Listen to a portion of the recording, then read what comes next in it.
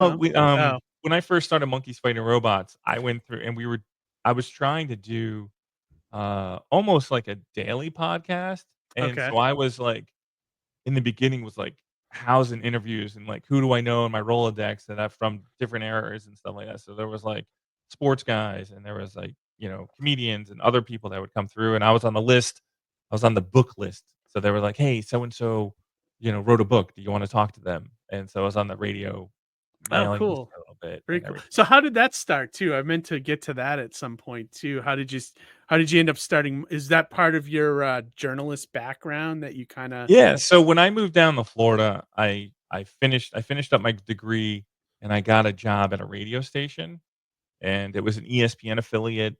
And so I covered like the Tampa Bay Lightning, the Bucks, Oh, the Tampa Bay cool. Rays, and there was a whole Man, bunch of you've other done a minor league. lot of different stuff, Matt. I'm impressed.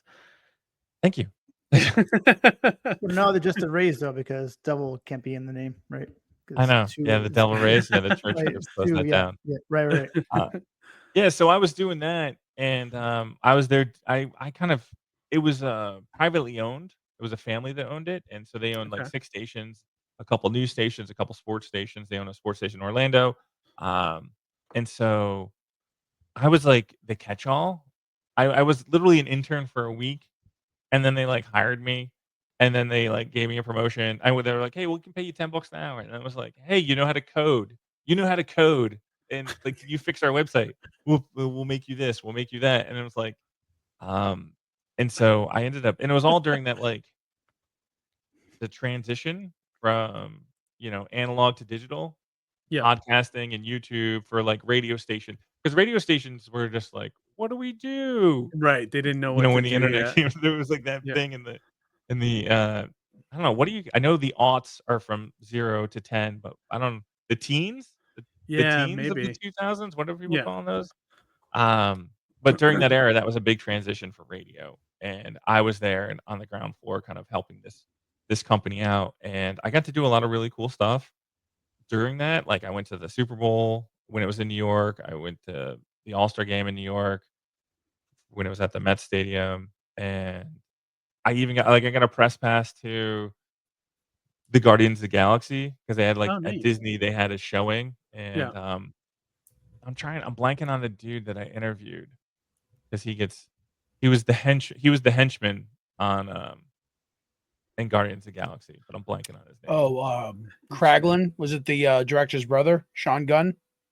No, no, it wasn't Sean, it was, now okay, so we're gonna skip that because 'cause I'm Yeah, completely yeah. blanking on Guardians of the I was gonna Galaxy. say you might not be But somebody that, that like, got me in on the movie that got me in with the movie people in Florida, and so basically, like, the owner of the radio station company was crazy, and I and think I started seeing other companies start, um, doing, like, digital podcasting and coming out of that, and it was like, the next round and that was it's probably, like, round 20 of the internet at that point in time, but it was the round of, like, newspapers going digital and everything going digital, and I was like, "Oh, it's I like know." before it went streaming, right? It was like, Yeah, yeah, like and so I met a coding guy who could build websites, and we were chatting, he's like, "Hey, you should do something in the pop culture realm." And so then I partnered with him to do Monkeys Fighting Robots, and I was go you know, I so we started covering comic books, movies. I think we were doing beer and technology and all this crazy stuff. We were really big at that point in time of just our casting a net. And then we kind of just pared it down to like movies and comic books, and now like movies, comic books, TV, and now we're just comic books. But I was waking up and driving down to Miami for a 7-minute interview with whatever movie was coming out, and then like getting my feed and then heading back up. That I was doing that like oh 3.5 wow. to 4 hour drive Holy crap. and, interviewing whoever was there and then flying and driving back up and then, like, editing it and getting it up and doing that, all fun stuff. Mhm. I probably if it was now the technology is better, I should have done, like, gone Remote. live while I was driving Yeah, and right. talked about it for the 4 hours Yeah. and then, like, talked about it You've on the way done back. 5 shows just on the Yeah. drive or something, yeah. What if piece of junk that turned out to be one of the most important items in this universe. And every universe. Meet Joey Swick, your average teen who's about to have his world turned upside down when he stumbles across a curious device in the local junkyard. A glove packed with mysterious and incredible powers. This isn't just any gauntlet. It belongs to the Dimensioneers, a group of godlike beings who control the fabric of reality.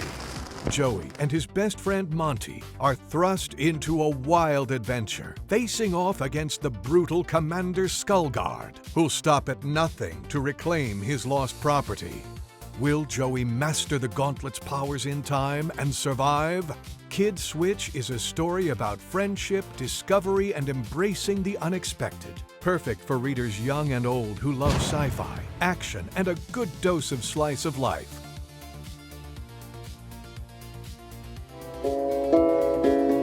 Legend tells it that deep in the woods, on the edge of a misty field, lives an old mountain woman who holds the secrets to creating an indie comic book.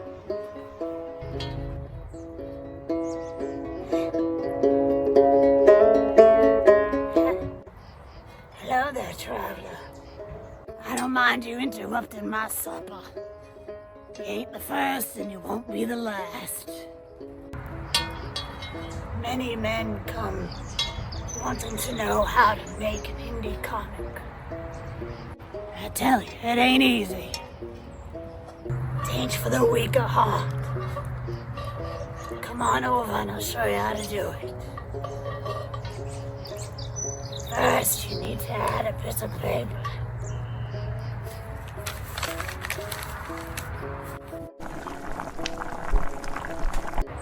Then, just a bit of your blood.